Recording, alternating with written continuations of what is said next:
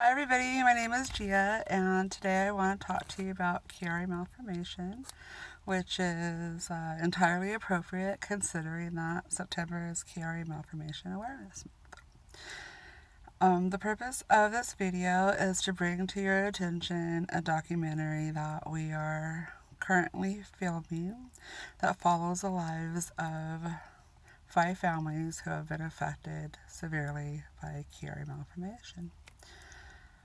This was very important to me because I myself went undiagnosed for over 35 years, despite repeated attempts to get help for the symptoms that I was having starting at 8 years old. Over the course of 30 some odd years, I was told that there was nothing wrong with me, that I was attention seeking, drug seeking, malingering, and one doctor even called me crazy. During my 20s, I was put on a lot of psychotropic medications that I never ever needed. What I really needed was an MRI of the back of my brain. Malformation happens when your skull is too small to contain your brain and your brainstem protrudes into the base of your neck. There is no cure. There is a surgical treatment that does not always work, and sometimes you have a worse outcome after it. I had my decompression surgery last April, and it has helped some of the more severe headaches, but because my diagnosis was so delayed for so many years, I have neurological deficits that will never be repaired.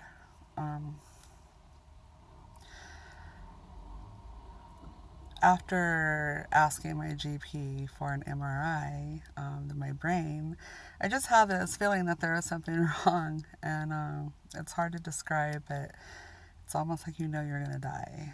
And so he went ahead and he did the MRI, and when it came back, he said, "Oh yeah, you have a Chiari malformation, but that it has no bearing on any of your symptoms. You can Google it if you want, but you'll be wasting your time." I trusted him. I didn't know any better, so the paper went into a drawer, and I spent the next few years trying to cope with my symptoms and also with this thought that there was something wrong with me psychologically, and it was very, very difficult. And then during a move, I found the paper and noted at the bottom of the report, the radiologist had written that clinical follow-up is seriously recommended. So at that point, I Googled it, and I'm really happy that I did, because I discovered that not only was I not a nut job, I mean, I'm sorry, but that's the reality of it, but there was actual reasons for why I had a life of suffering. So the next logical step was to find support, and I went on Facebook and Googled Chiari Malformation, and I found a whole community of people who are dealing with what I've dealt with, and worse. Suicide is an option.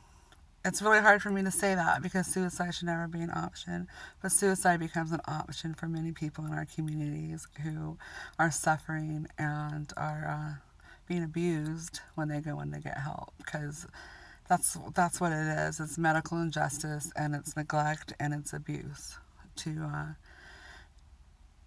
live with something that controls every day of your life, and to be blamed for it is it's very psychologically and emotionally damaging. So I found this community of wonderful people, and the most influential person that I found was a woman by the name of Sona McGee. She's amazing. Her son Ryan died from Chiari Malformation when he sought treatment for a severe headache, stiff neck, and collapsed. He was rushed to the ER, and his family thought that he might have meningitis. that made logical sense. But after testing, it was discovered that he had a Chiari Malformation, and the doctors wanted him to go into surgery right away. So, and I felt like there wasn't enough information. This diagnosis was so new. You know, it was a very surreal situation. Where did this malformation come from? What caused it? What can be done about it? She had all these questions. But Orion had never had this type of pain or suffering before. And when the doctors encouraged the surgery and told him that if he did not have it, he would suffer more headaches and just end up back in the ER, Ryan made the decision to go ahead and do it. He went in a very healthy, vibrant, and fit young man and came out with obvious signs of brain damage. For the next 3 months, Ryan suffered terribly, and despite repeated visits to the ER, he was told that his decline had nothing to do with the surgery that they had performed on him. In fact, on his last visit, the chief of neurology told Sona that they would no longer care for him neurologically, and they called for a psychiatric consult. So Sona immediately took Ryan to another hospital. Testing showed that his brainstem was slumping and that he had no support in his neck whatsoever. They wanted to do emergency surgery to correct the botched decompression surgery. But there was concern that he had meningitis, and so they were waiting for confirmation of that. And Ryan suffered a grand mal seizure, and he died.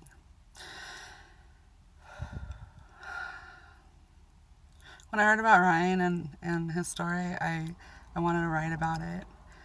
The original idea was to create a book that we can send out to every medical professional possible, so that way they would learn to identify us when we come into their offices, that they would educate themselves and their staff that just because they cannot figure out what is wrong with us, it doesn't mean there's nothing wrong with us, obviously. And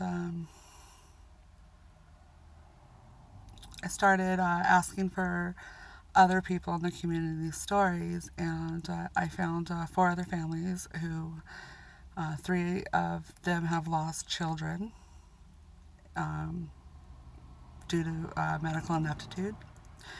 And one of the families that I'm following now is of a little girl who is having seizures, and doctors are telling her mother that she's not having seizures, that it's behavioral issues, even though there are videos that my son has grand mal seizures and this child's having seizures.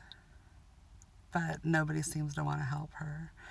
So we feel like we're racing against the clock to get information out there to save Athena, so that what happened to Ryan and Carrie Caldwell and Jared Life, you will learn all about them in the documentary.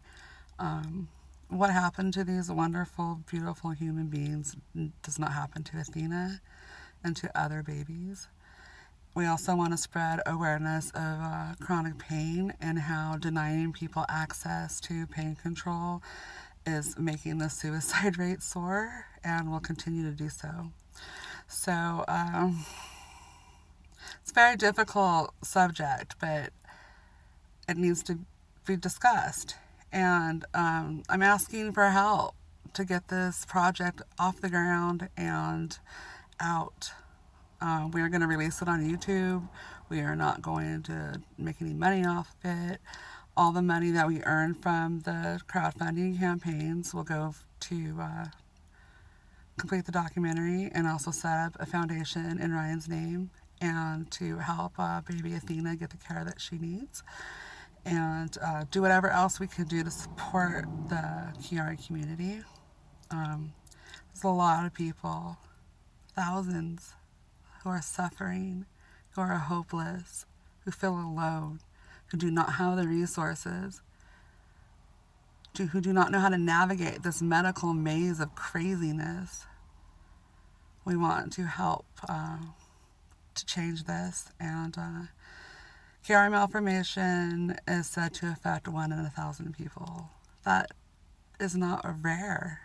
And I also think those numbers are skewed because, like me, some people are never diagnosed until years, and other people, as in the case of Jared Life, do not even know that there was a Chiari malformation until it is found post-mortem during their autopsy.